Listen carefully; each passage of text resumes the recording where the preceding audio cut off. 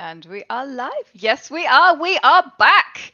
And what a treat I have for you. It is the final session of day one of the inaugural Worldbuilding Con. And who do I have for you? Of course, I have two of the finest people in the creative space. I have Amanda Hamon and I have Gail Carriger. Ladies, welcome. Hi. Hello. I think I have a little bit of an internet blip going on, so I apologize in advance for any issues on that end. Yes. Hello. Are we introducing ourselves now, Janet? No, I got you. I got your back. Don't worry. Okay. I would never do anything so discourteous as to make you introduce yourselves. Honestly. Heaven forfend. Hey, for anyone sitting in the chat wondering what I'm talking about, there's nothing more awkward than going on a live stream and being like, I am a person that does things. No, I will do that for you. Don't worry. Amanda Hamon, as she says, senior game designer at Wizards of the Coast, leading the production of Dungeons and Dragons, most recently leading Keys from the Golden Vault, an anthology of D&D heist adventures released in February this year. I cannot wait to get my little mitts on it thematically. An award-winning tabletop designer, developer, writer, and editor. Her work has appeared in dozens of releases from numerous publishers, including Wizards of the Coast, Paizo, Cobalt Press, everybody else who's ever written an amazing game. She has appeared in dozens of events on streams as a game master, player, and her weirdness knows no parallel. She's absolutely not three opossums in a trench coat, although you can find her making screeching noises over on Twitter, and we love her for it. Amanda, how are you doing?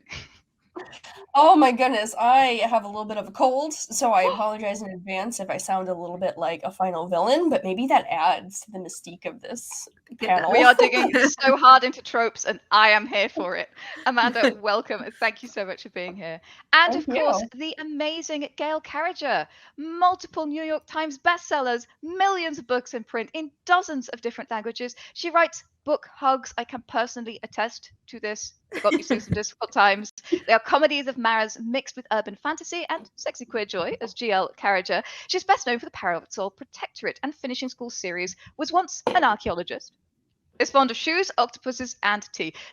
Could I bring you better guests? I don't think I could. Gail, how are you doing today? I'm doing really well. It's lovely to be back and hanging out at the inaugural event. I feel very honored and privileged to be in at the beginning.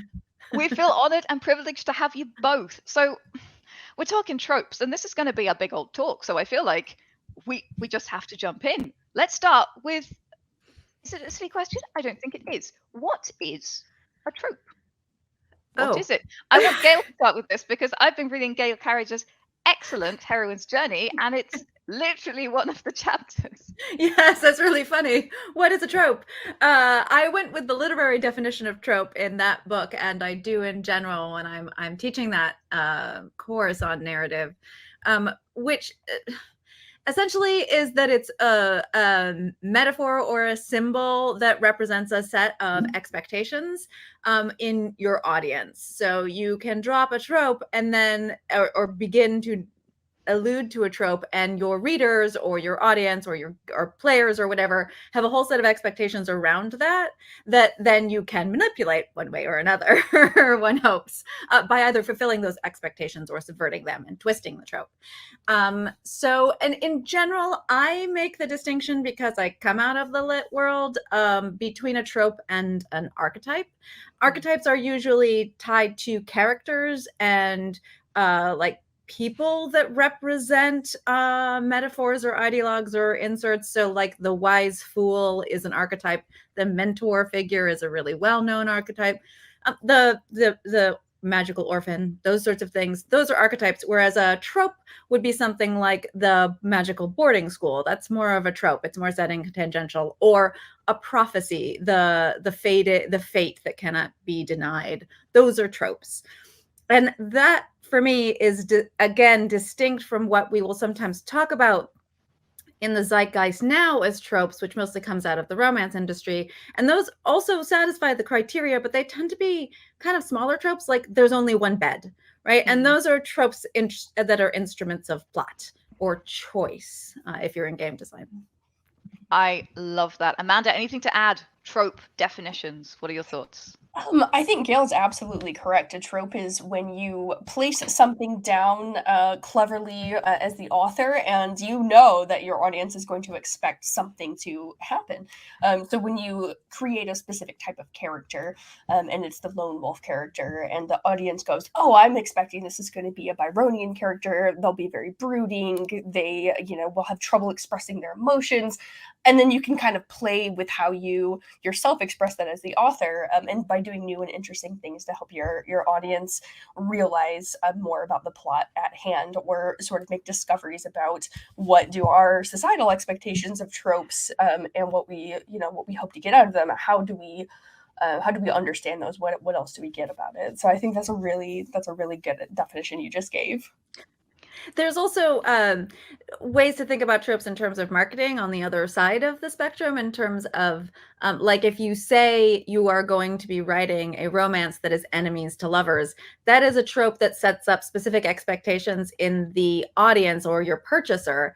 And so you have to be careful not to commit to a trope like that and then not satisfy that set of expectations. So tropes also provide essentially guidelines to writers, but also commitments which you must honor if you're using them in your marketing material in particular. So.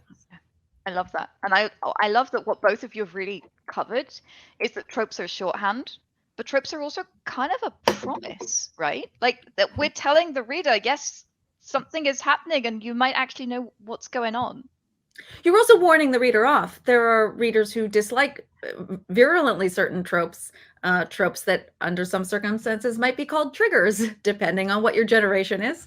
And so there's also a reason to name tropes or talk about tropes or think about tropes in terms of turning off the wrong readers. Also, you obviously don't, or the game players or whatever, you obviously don't want people picking up your game or picking up your book if it's going to use tropes that they don't like. So, nothing ever we do as creatives ever appeals to everybody. So you want to make sure you're identifying the right participant in your art form as well. And tropes will help you do that. There are plenty of readers who, for example, hate the trope of enemies to lovers. And so by saying that, you'll be like, okay, don't read this book because that's going to be its main chassis. Bye. Hopefully you'll try the next one, which does have a trope you like. And I say that as somebody who has very distinct wheelhouses. And if you, as a reader and as a consumer, and if you stray into a trope I don't like, that's it, we're done, I'm out, and I appreciate being warned ahead of time. So don't waste my time. I love that. Let's touch very briefly on favorite or hated fantasy tropes, because I feel like if somebody's sitting there and they still don't quite know what a trope is, this is something that's going to be really useful for them. Amanda, do you have any favorite or most hated? I have a lot, obviously, of course. So a favorite trope of mine that D&D and just fantasy TTRPGs in general does all the time, that I really like to lean into and sometimes subvert in subtle ways, is the powerful academic spellcaster, the wizard, usually, who might be, sort of older in years and has worked really hard to achieve their things, but is also very egotistical and is very has a very high opinion of themselves, and sort of uses their brain and the people around them.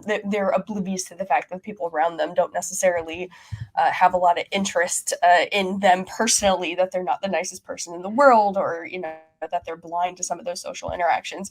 I like that fantasy trope, because I also like to really subvert it as well. I like to play with like gender presentation of those types of characters. I like to play with the fact that maybe sometimes they actually have a really endearing personal characteristic that comes out throughout the course of the story. But I do really like having a figurehead at the head of a narrative that is a powerful sorcerer who works really hard and puts their all into being this very powerful spellcaster, but maybe they have some weaknesses that they themselves are blind to. That's an interesting one for me.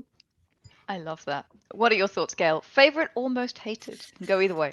I'm not going to say most hated, because I feel like that hated is pretty subjective, and it often relates to your own personal past experiences, either with narrative or in life. So I will say personally, and something that will really, for dislike, I guess is better, something that I never use, and it's come up recently with in my case, with a discussion over an adaptation, animation adaptation, and that is backstabbing female friends. Like, I just never use that particular trope. It's never in my books. Women don't betray women. That's just, I just don't write that. And it was just something that I know about myself, and perhaps it's not conscious, but when this particular studio suggested a rewrite of a section that had that, I was like, I'm sorry, I feel like my audience would feel betrayed if that were in it. And they don't even kind of realize that, but subconsciously they'd be really upset. So it's just not part of my brand, and it's not part of my taste. So that's something that really turns me off usually.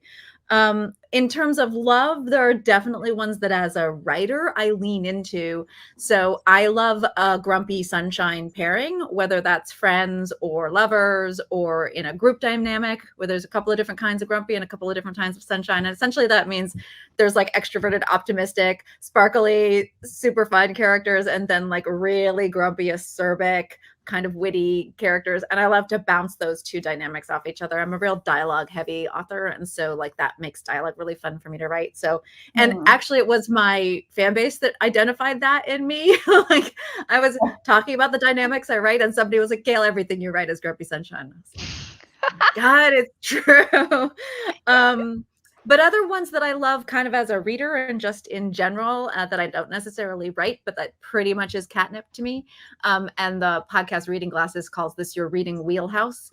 And two of those are culture conflict, like whether it's space opera or fantasy or whatever. If you can write good miscommunication that's based on culture conflict, I am there for it. I couldn't be more excited. Because miscommunication to me often comes off, especially in the romance genre, as sort of lazy writing to me, but also in general in narrative. But if it's based in culture conflict, it feels like so authentic and genuine to me. I'm thinking of something like Feist and Worth's Servant of the Empire, Mistress of the Empire, Daughter of the Empire series, and that has a lot of great culture conflict. But also there's a little known romantic fantasy by Vaughn called War Prize, in which the entire conflict, and it's just a wonderful piece of it's a perfectly gelled fantasy romance, and the whole thing is set up as a major trope subversion. You think it's alpha male, healer female, and no, it's this whole thing all around culture conflict. It's great. So and then the other one I really, really love is cross-dressing for subversion, specifically a woman who cross-dresses as a man to undercut the patriarchy. And I blame Tamora Pierce entirely for that one, but that is just a random, much beloved little trope that pretty much I'm like, oh, sign me up for that one. I will read the thing. Amazing. And I think that something that Gail said that has really sort of, lit a light bulb for me is that knowing the tropes, not just of your genre, but of your reader base, I think is a really, really good way to understand how you're doubling down on what you want to double down on for the people that you want to double down on for, right? Not every book is for every reader, not every game is for every player. So figuring out how you can use tropes to deliver something that's going to be really satisfying for the person you're trying to create, for that alpha, that dream alpha sort of avatar. Yeah, exactly. The reader avatar, yeah. I mean, I made World Anvil, so I always think end user, but yeah, reader, player, whatever it is, right? Yeah. Yeah. So, and asking them, just I mean, I have a very wide fan base, so I can turn around and just ask them, what do you like this, or do you like this, those sorts of things. But also if you're somebody who's published quite a bit, or if you have quite a few game designs out there, or whatever it is that you do, you can look at the reviews, the positive reviews. I wouldn't recommend necessarily reading negative ones, but and see what people are tunneling in on, and they're maybe not going to use the exact words that you would to describe the trope itself, but you'll often see carryover. As you introduced me, Janet, you said book hugs, and that's something that people kept telling me I gave them this sensation of feeling and comfort. And I was like, oh, basically what I write is book hugs. And so I was like, okay, I'm going to adopt that as a thing I do now. And people are always writing in my reviews things like witty or delightful is a word that gets used a lot. And so I'm like, so one of the things that seems to attract people to my books are these aspects of it. And they are me deploying certain tropes and doing certain things. Like witty is code for the fact that I twist tropes all the time. You know, like I set up expectations and then I twist them around and make them funny. I do that a lot. And the reviewers are telling me that they perceive that as witty, but really it's me utilizing specific sets of tropes and things. So if you're looking to try and understand yourself and what you do as a creative, sometimes you can just go and see what people are saying about you, and they're telling you what they're perceiving. And then you can kind of figure out what that means. It's kind of fun. I love that. I absolutely adore that. I think that's very wise. And as you said, once things are out there, that's something that's a lot easier to do. True. But asking your beta testers and your beta readers, it's an option. Share your stuff to people. I think has been one of the themes of day one of Worldbuilding Con. You can't know what it is yourself, so share it with others. But also, there are mental exercises you can do. Like if you were describing what you did to somebody, heaven forfend, but at a cocktail party who was not in genre, like what kind of words would you use to describe how you write or how you create? There's sorts of things that like. Yeah, it is very hard for creatives to learn how to sell themselves. That's really, really challenging. But another thing you can do is mental exercises where you pretend like you picked up this book you've just written and it was written by somebody else. And what would you say that you were so excited that you got this book? Because presumably you wrote the book you wanted to read. So if you're an excited reader, how would you describe this to just your best friend in order to get them to read it if they share your book taste or what have you? Because we've all had that experience of being so excited about a book we can't shut up about it. Oh man, yes, absolutely. So we've talked about tropes. We know what tropes are. We've even identified a bunch of tropes that we love. Now let's talk about subverting tropes. So what are the benefits of subverting or inverting tropes? Is this something that has been helpful for you as a creator? Amanda, what are your thoughts? Yeah, absolutely. And I think this actually connects really well to what we were talking about previously, which is before you subvert the tropes, I think it's important to know who you're writing the product for. Who are you writing this story for? And this is particularly relevant in the D&D books and in the tabletop games that I've written, because subgenre is a massively important aspect of writing tabletop games that I don't necessarily think the general TTRPG player necessarily pays attention to, but absolutely the people creating the products do. And so you have to really be aware of, am I creating a product that is geared toward the young adult audience, for example? Am I creating a cosmic horror product? Am I creating a high fantasy epic scales type of product? These are like the three things that I've actually been most recently working on, for example, so that they're not random examples. Yeah. But being aware of that and what your readers will expect to see, it's a really fun balance to try to strike. For example, the young adult book that I'm referring to is Strixhaven: A Curriculum of Chaos, which is a book that came out in last December.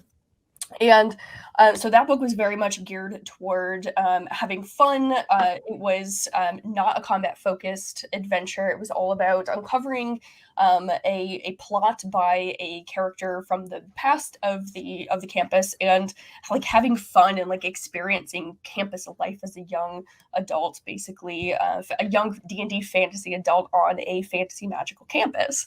And so there were things that I knew that specific audience that were super into this concept that they would want to see in the book. And so I put in lots and lots of different sort of kind of performance-based little events in that book. There's a little sing-off that happens where there's like a Pitch Perfect style sort of trash talking situation in there. There's also, basically a little competition. There's a frog racing competition.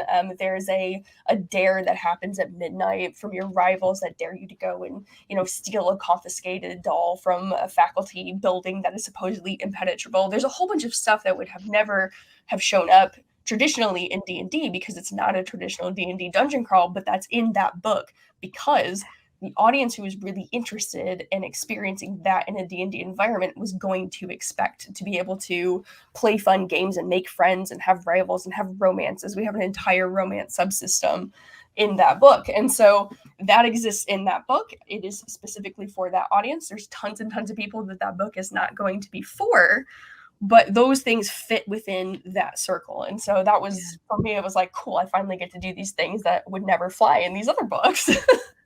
But that provided, things to be able to subvert as well, and to be able to put some of that D&D flavor into it, where it's like, well, when you finally go, retrieve the confiscated item, it's not just a normal confiscated item, it's actually cursed. There's interesting things that happen that are unexpected that add to, this is a unique experience, this is a story that is memorable. And I think that's what it's really about. It's about revealing truths about the story and creating a memorable experience, whether it's a play experience or a reading experience for the author. And that's the strength of those tropes, when you can understand and use them to your own benefit. So is that what you feel one of the real benefits of subverting tropes is really being able to sort of, retell a story, tell a fresh story? And yeah, absolutely. It's like, sort of having that self-awareness of, well, the author, the audience is going to expect A, B, C, D, and E, and then you let them get to A and you let them get to B, and then C is a little different, and then D is totally in a different direction, and then E is this brand new thing where you don't know what's coming. And when I'm, watching and reading, that's the stuff that I enjoy the most, is when I think that something is a specific genre, or I think that there's a specific trope going on, and something completely in 180-degree direction changes that. And it's like, I don't know what's going to happen here. And I'm entirely engaged with this piece of media and what this piece of media is saying, because I don't know what's going to happen. And that is a very powerful experience, I think. I love that. Now, Gail, you are so well known for subverting and inverting tropes. What do you love about it? What for you are the benefits in your storytelling?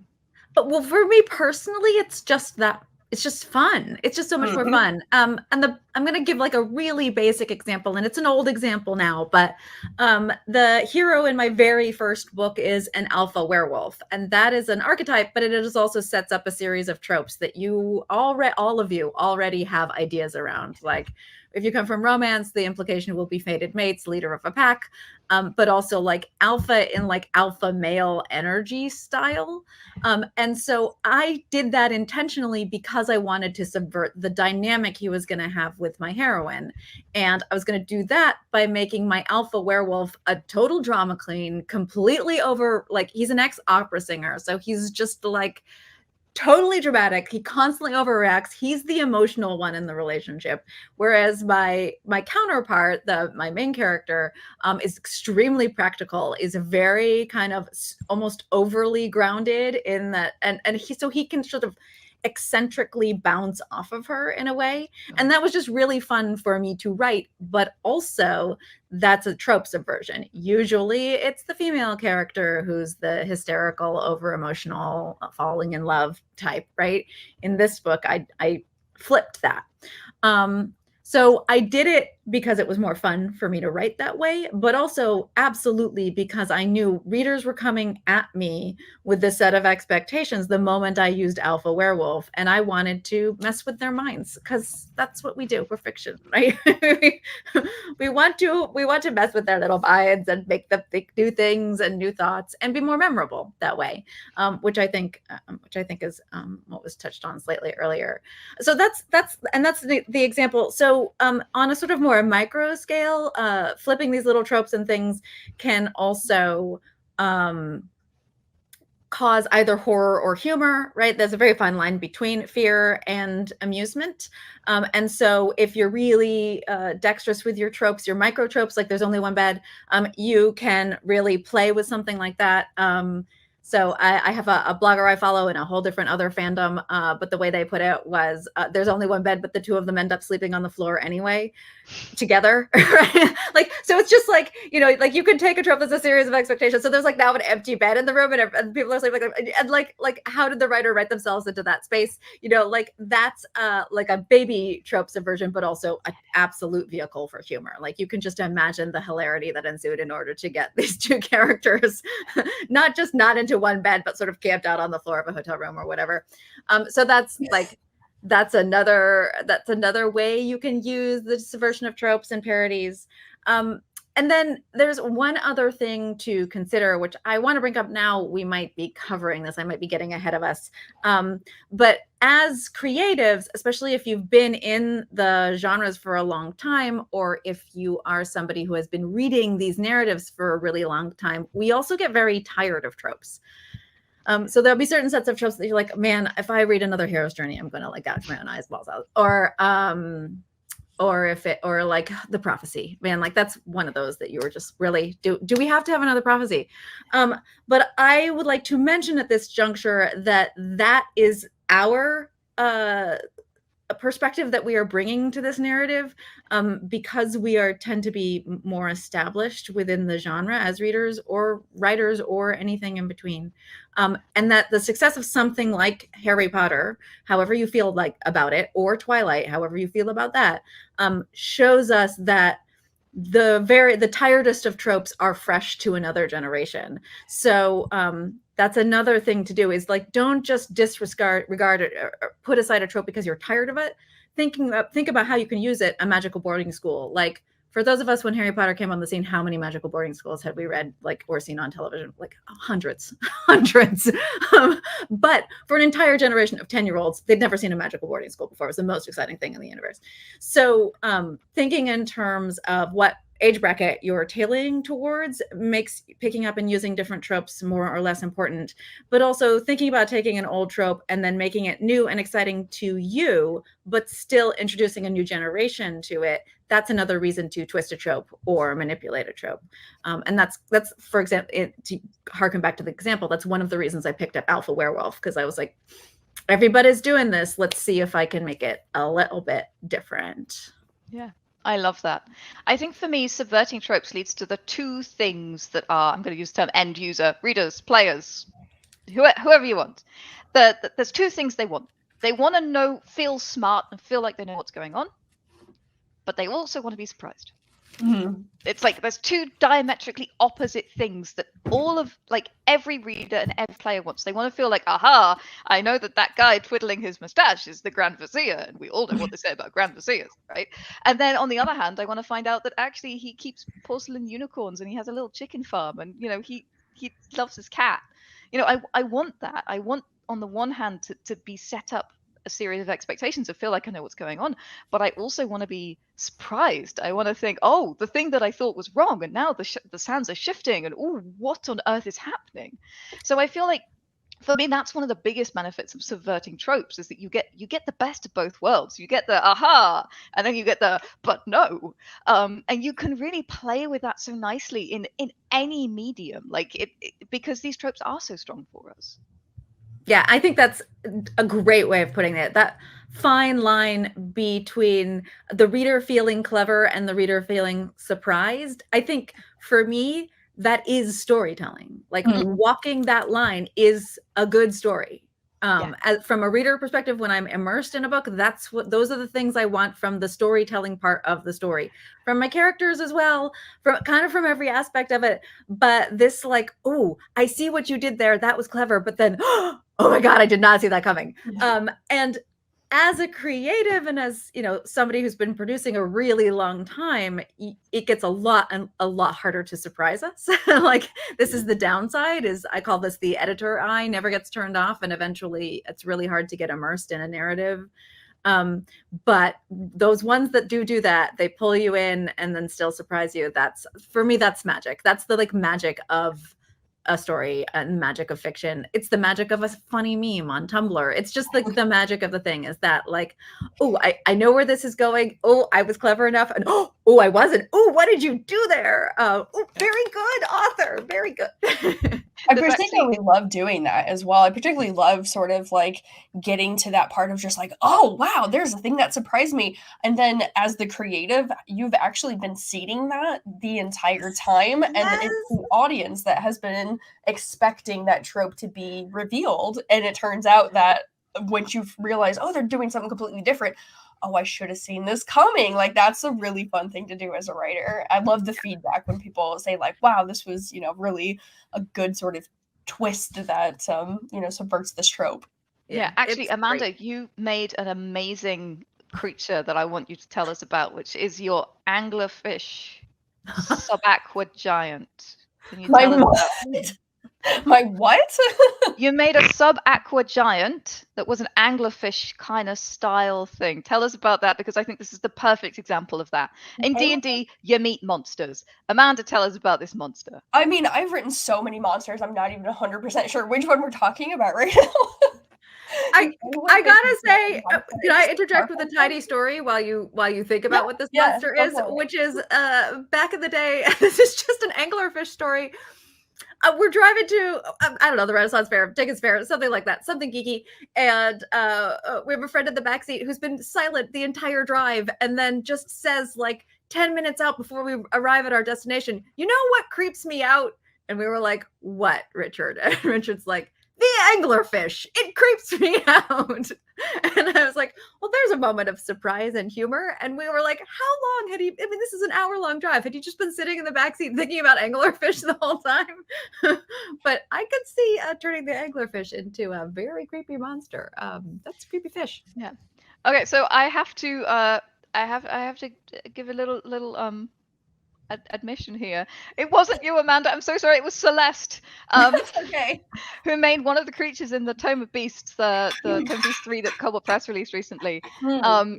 That is essentially a giant monster that lurks around at the bottom of the sea, and is absolutely terrifying, and holds this giant light out of its head and everything. But you see this thing, you're gonna die. It's cool. Except he's super friendly. If he just helps people who got lost at the bottom of the sea, and that's why he has a light, so he can help you out.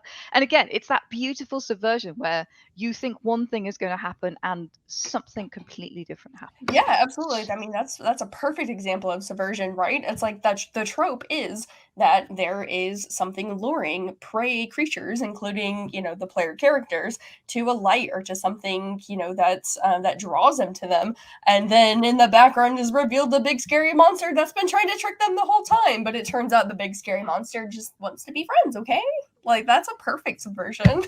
Yeah, absolutely. So we've talked about tropes promises, which actually brings me to my next question quite nicely. Can depower that trope, can kind of take the juice out of it and sort of depower it essentially. What are your thoughts, Amanda? What do you think? There was a freeze for a second. But I beg your pardon. So one more time the question. Yes. Are there circumstances where subverting a trope can depower it? I mentioned this particularly because we've talked about tropes as promises. And breaking a promise with your reader is a dangerous thing to do. What are your thoughts? Yeah, that's true. So depower is interesting because I think what you mean by depower is actually weaken the narrative of what's going on, or weaken the expectation of what the reader thinks the narrative is. But an interesting way to look at it is subverting a trope to depower it because it's a problematic trope. And that's the kind of depowering that I really like. And I'm just going to talk about that. It was going to be one of my questions. So, yeah, sure. Go ahead. Oh, awesome. Oh, okay. Well, I apologize for having skipped that. Go for it. But yeah, so so there are a lot of tropes out there that really are problematic because they are rooted in just sort of the sort of structures of power that have been historically in place, right? There's like Gail, you were saying, women fighting against women, all women trying to betray each other. That is a problematic trope.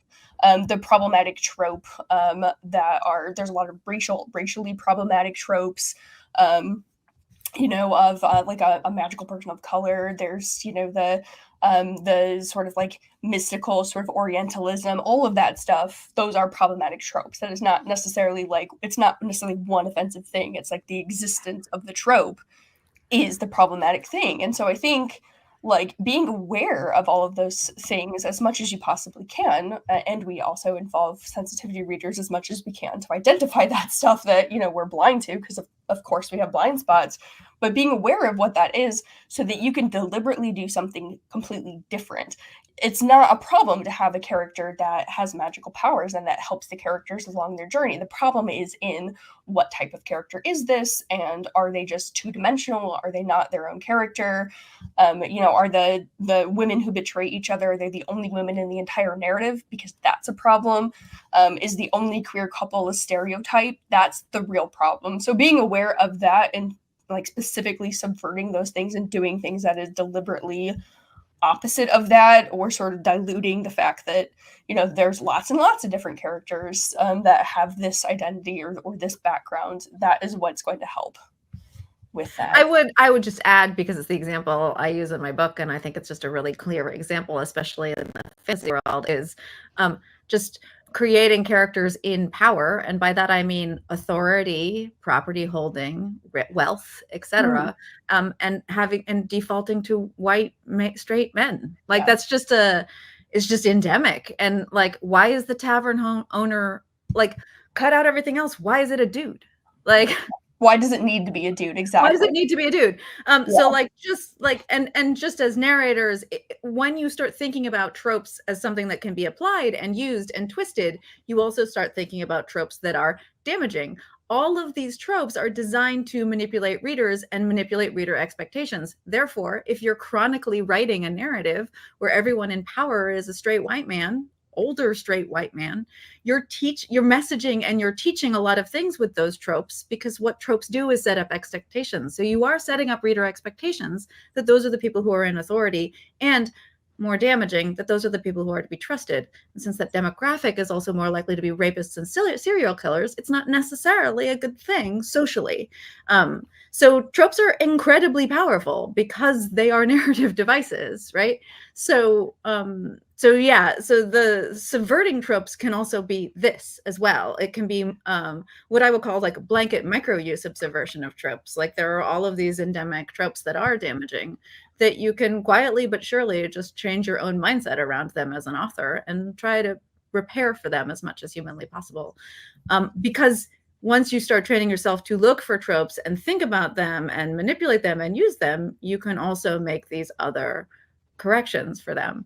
And that's, you know, that only leads to better, more complicated, more interesting writing, because it is doing exactly what we were just talking about, which is subverting tropes. So by its very nature, your audience is gonna be excited and interested and more intrigued by all of these characters, because they are different from what they have been led to expect, perhaps not by you and your writing, but by generations of other writers in the field.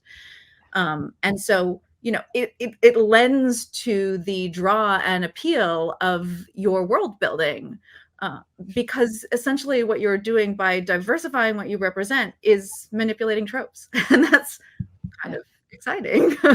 And the readers certainly are excited by it because they're being constantly surprised by it. Mm-hmm. Until we get to a point, hopefully, where they don't have to be constantly surprised by it. That brings me so smoothly onto my next question, which is, we've talked a lot about tropes for character, we've talked a lot about tropes almost as kind of like commedia dell'arte, that was the word I was looking for, and in the way that they are sort of, you know, character archetypes or plot devices as tropes. How can we extrapolate tropes to build satisfying and surprising fantasy worlds? Mm-hmm. How can we use tropes or repurpose them for our world building and our setting creation, as opposed to just for character and plot? Yeah. What are your thoughts? So I really love this question, because this is a really fun thing to do in tabletop specifically, and going back to discussing how most adventures in all settings are some expression of a subgenre or a genre of fantasy. And I think when we're creating fantasy worlds, a lot of times the first question is, what type of fantasy world is this? Is this a steampunk fantasy world? Is this a Victoriana fantasy world? what is it about this fantasy world that can be described like a chunk of something, right? But once you get there, you're going to have a pretty boring, probably pretty derivative world unless you come up with that subversion bullet point. That's what I like to call it when it comes to this sort of thing. What is the one point that is unique to this world that you are unaware of being involved in any other type of world like it? Have you got a steampunk world in which all magic is psychic? Have you got a Victoriana world in which the gods are real and one god has got a chokehold over your campaign setting, or maybe two gods are at odds or something like that? Like, what is it about your world that is unique? And it doesn't need to be anything to have to do with that genre necessarily. It just has to be something that you can express within the world building of the fantasy world, something that affects everyday life. It could even be an event. A lot of campaign settings have like something happened, and that is the key piece that is being hung on this fantasy world. A god died, and then ever since then, nothing has been the same, and nobody knows why he died. A chunk of time is missing in the Starfinder RPG that I helped create, and nobody knows why. And all of a sudden, after that chunk of time, everybody had deep space travel, and a different world started discovering each other, but nobody really knows how they were able to do that. Like, having that one little thing within the bigger genre is something that helps you subvert the tropes, because that's yours. That's a thing that you can build off unique things from. And you can involve narrative tropes if you want to. You can involve places that are familiar, types of characters that are familiar. But if you've got that sort of fresh angle, it's going to be very helpful. I do love the idea of that. Pull a genre off the shelf and then insert right at the meta stage that subversion point. I think that's very beautiful to really like build in something that then has just different DNA, something that really feels different from the get-go, from the meta, rather than relying on that like layering and sort of more superficial trope subversion. I think that's so clever. What are your thoughts on this, Gail? It was very interesting because as you were talking, I was like, it kind of, so you were addressing steampunk. That's what I wrote. Or what I write, I suppose. But I did have but my, what I would call pinpoint trope subversion was something for each of those. I'm cross genre, so it was something for each of the genres. And the one I think about the most, and I think most informed kind of character interactions and the way the social world got built, was the fact that I was also writing urban fantasy. It was just historical urban fantasy. And my big twist was that I put my monsters, in this case, werewolves and vampires, out in society. And at the time, almost everyone who was writing paranormal or urban fantasy had them as secret, right? Like the demons are secret. Nobody knows they really exist, or certain people know, or however it is. And I immediately was like, no, I'm going to make England one of the few places that openly accepted them. That was the pivot from that was the break with the Catholic Church. The Henry VIII and the Wives was all a cover. And so as a result, England gets to use vampires in their intelligence services and werewolves in their armies. And that's how they took over the world as a, right? So I basically like took history as it happened. And then I had one major pivot point, which actually was just me wanting to play about with werewolves who have to get naked and vampires who are dominating, fashion in high society in London, and how they would, how a Victorian world would actually behave around the monsters that they invented existing. But it was this like, whoop, shunk, how are we going to play with this trope that I've identified as part of urban fantasy and paranormal romance? How am I going to like just kind of play with that? But what I was actually thinking when you asked the question was the next level down from that, which is in-game creation or world building or world creation.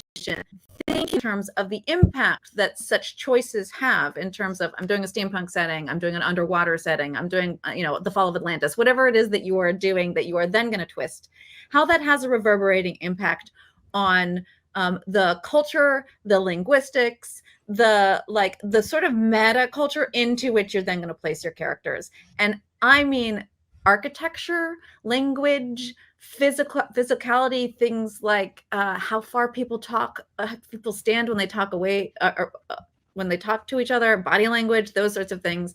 And a great example of this is one that I always give because I am an archaeologist, which is if you have created a world where there's no guns, for example, you stopped your evolution at swords. So you're creating a high fantasy world in which guns do not yet exist, but you have wizards who throw fireballs, then you are dealing with a culture that's going to respond to munitions. So you're going to get star-shaped castles and things where people, laymen who don't have magical powers, are going to build things in response to that.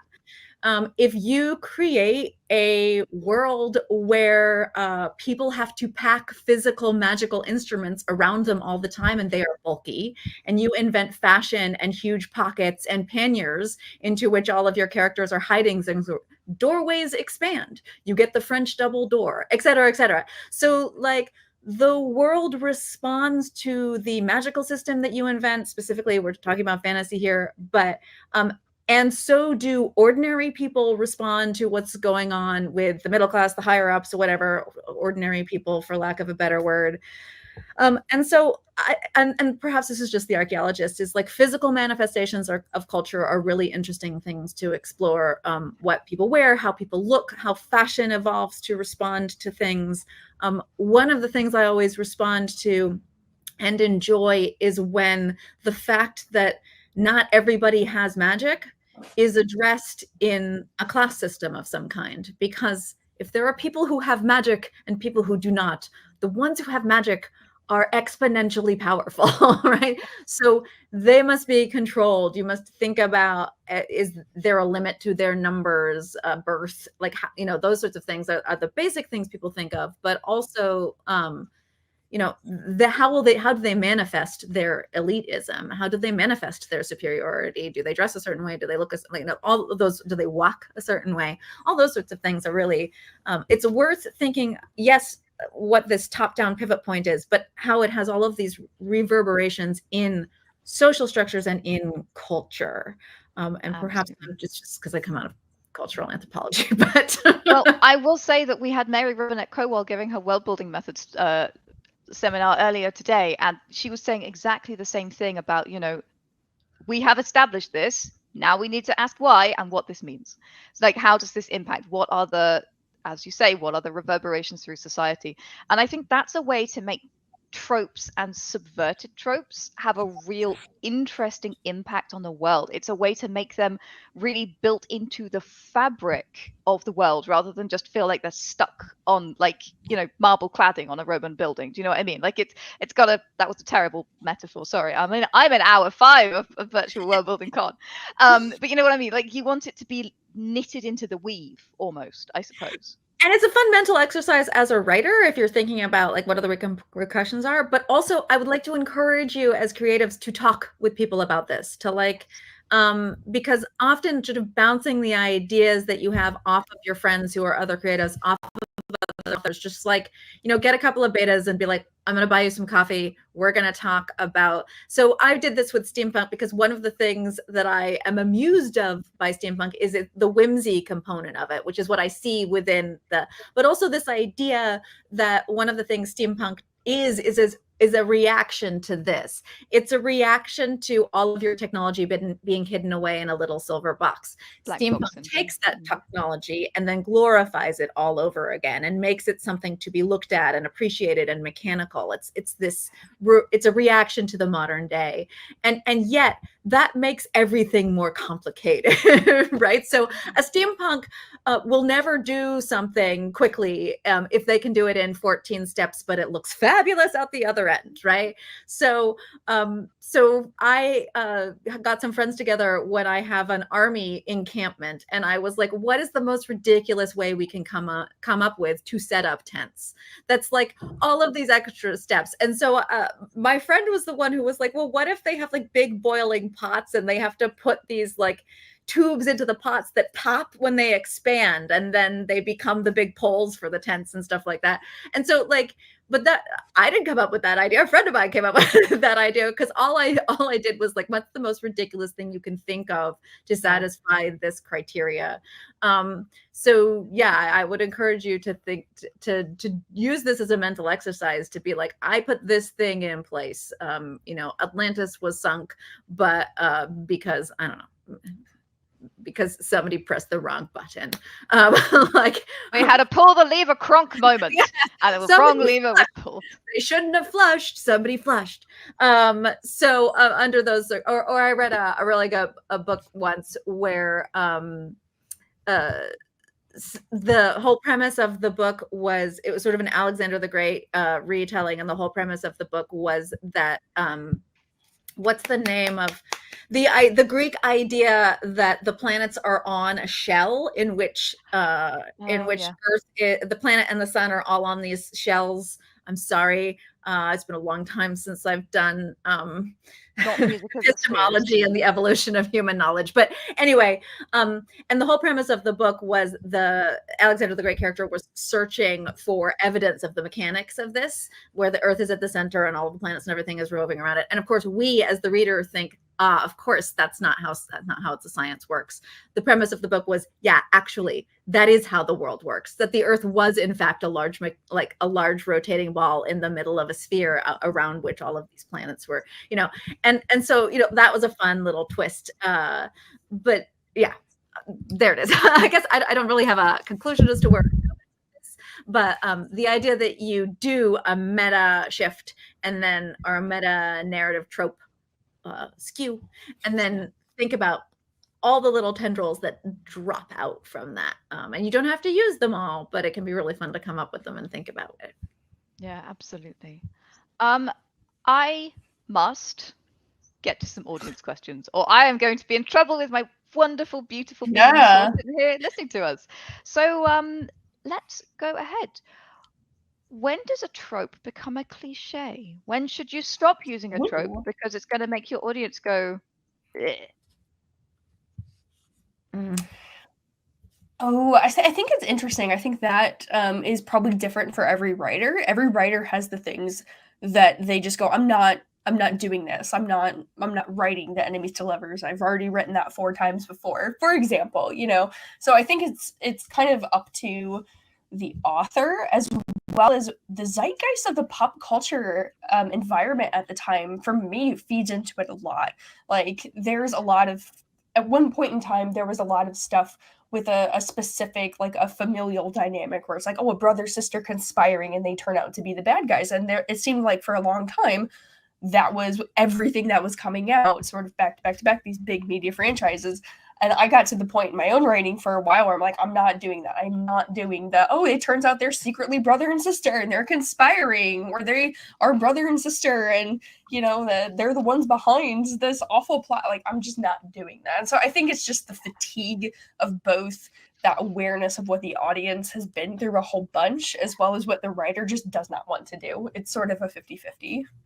Yeah, absolutely. What are your thoughts on this, Gail? One of the things I forgot to ask was, how do we, are we on YouTube? We are right now, yeah. Okay, so I should not use blue language. There is a trope endemic to romance, which shall remain nameless because I cannot name it without using some impure words. Can you tell us what it sounds like?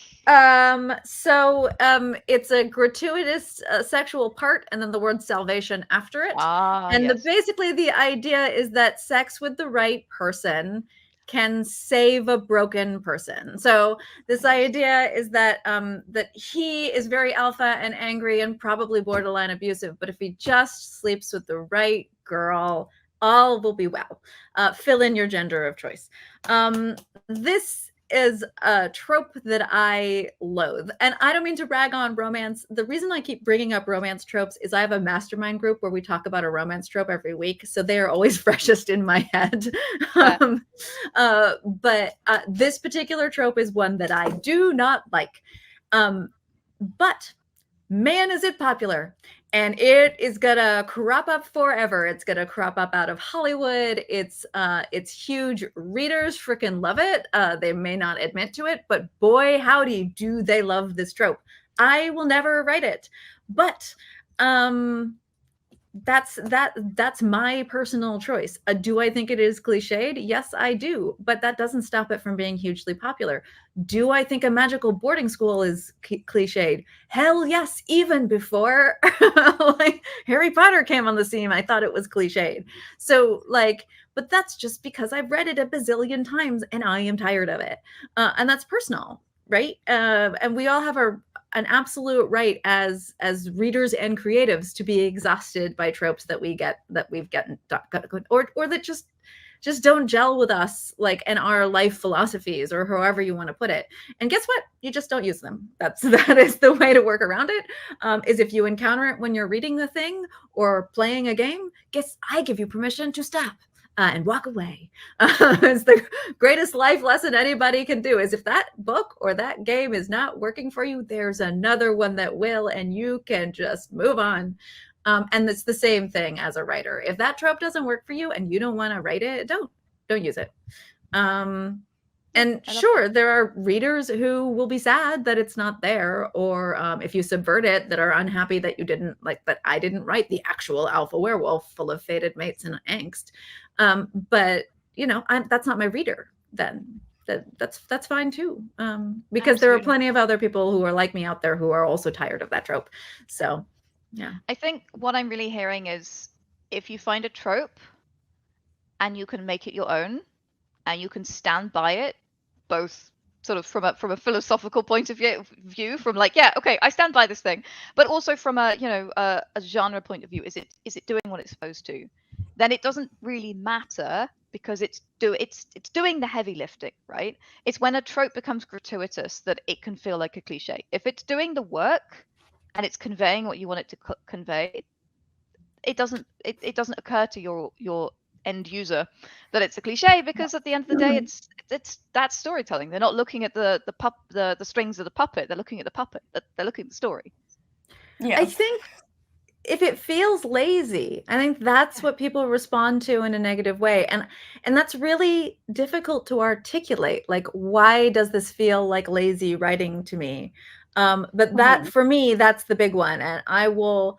But also, I'm a terrible gauge of popular opinion, because I will, like, drop a television show that everybody loves in a red hot minute, because I'm like, this just feels pat and predictable and lazy to me. And that's the thing, is like we said at the very beginning of this, the trope is meant to be predictable, but it's also meant to surprise. What you do with that trope is meant to surprise.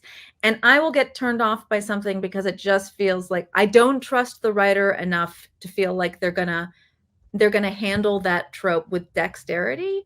And I feel like I'm just gonna know what's gonna happen. And therefore I will be bored with it. So it's not worth my time. Like, for me, the greatest insult in the world is it bored me. Yeah, absolutely. One final piece of advice for our audience about inverting or subverting tropes. What would it be? Amanda, what are your thoughts? The piece of advice. One final piece of advice. Oh gosh, probably it's to not feel boxed in by what the trope is. To not feel like you have to hit certain points. And this kind of speaks to what Gail was just saying before. I personally think that the more derivative and rote and simplistic the trope is that you're using, the more cliche it is and the more boring it is, and just the lower quality of writing really comes out when you're not doing anything new. So if I had one piece of advice, it would be to be aware of what it is that you're doing. Like, be deliberate about what type of trope you're using, if you are using one, and then don't be afraid to just do something different. Don't be afraid to have your your weak advisor actually end up being the werewolf.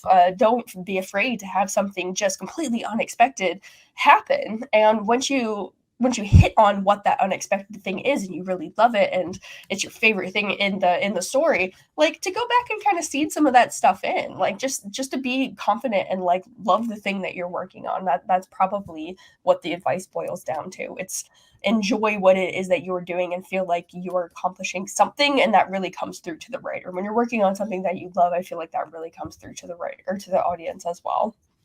Yeah, I think you're absolutely right. What are your thoughts, Gail? I added this in recently to my Heroine's Journey presentation because I realized it needs to be said. and so I'm going to say it now, although it's not my piece of advice.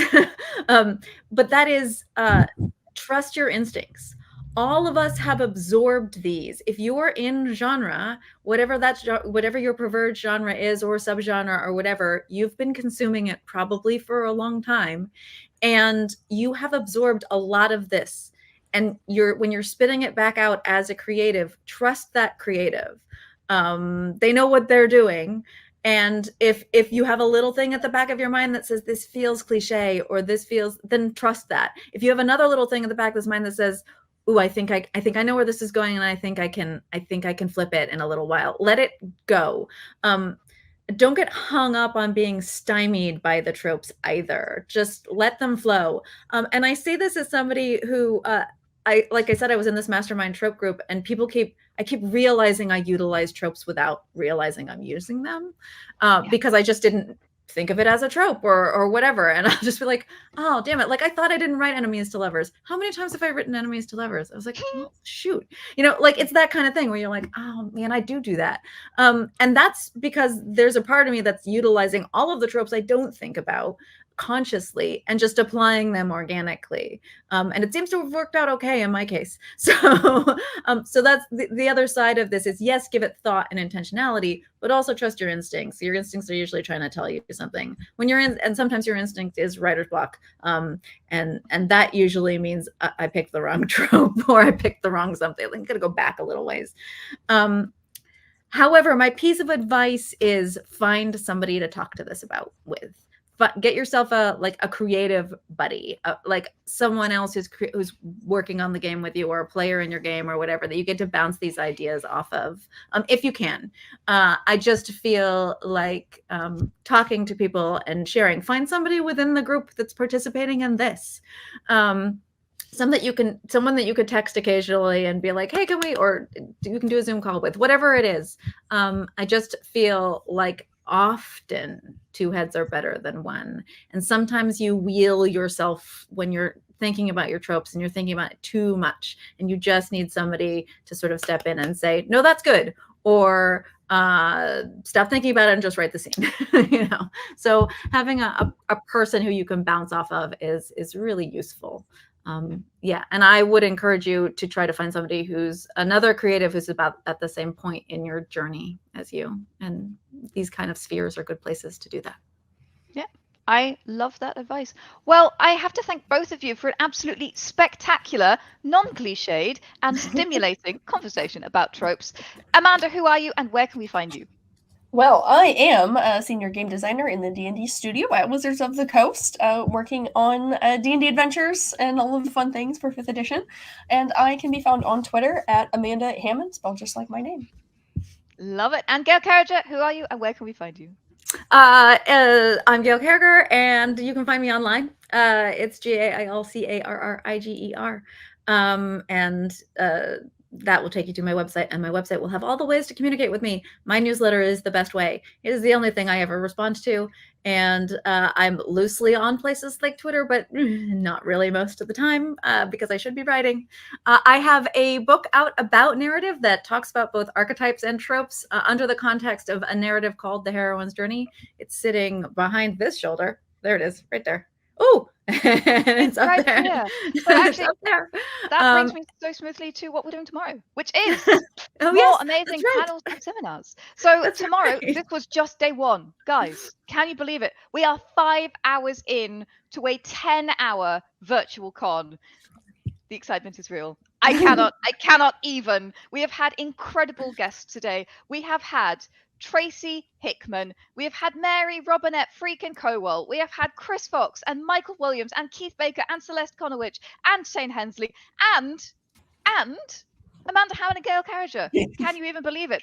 But there's more. Tomorrow we are going live at the same time we started today, which is 9 a.m. Pacific time, 12 p.m. Eastern time, and 4 p.m. UK time. Time zones are a lie. But if you are following us over on Twitch or over on YouTube, you will get pinged when we go live. I only mention this because time is confusing and slippery, and it's really hard to be in the right place at the right time. So yeah, go and follow us so that you are notified, because tomorrow we are talking very appropriately, about when to stop world building with Chris Fox, Jason Sizemore, and the award-winning John Joseph Adams. We are talking about geography in world building, from map to myth to magic, how to make your geography feel spectacular and help you tell your stories rather than getting in the way. That with the award-winning Andy Law and Keora. And I was going to say finally, but how can I possibly say that? It's the heroine's journey. Yes, the heroine's journey. It's coming to a screen near you. Gail Carriger will be live with her seminar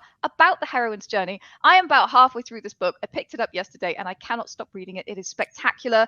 There is absolutely every single reason for you to come and watch the heroine's journey seminar tomorrow. And I will say, if you are into RPGs, the heroine's journey is a journey of characters who are social and work together, which is exactly what an RPG is all about. So come, watch, and stay for the World Building Awards ceremony, where I have some of the most spectacular people coming on to give awards. Amanda Hamon, just saying. And some of the most spectacular people, that's you guys, receiving them. Guys, there is everything to play for, so I will see you tomorrow.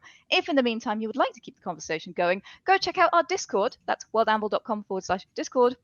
Or our Facebook group. That's facebook.com/groups/worldanvil. It's not very catchy, but you'll find it in the chat. Guys, you have been spectacular. You have been troopers. Good Lord, there's still almost 1,400 of you. It's been an absolute pleasure doing day one, I suppose, of the inaugural World Building Con. So until tomorrow, I have to ask you to grab your hammer. Go world build. See you tomorrow, guys. Bye. Bye, everybody. Hi, everybody.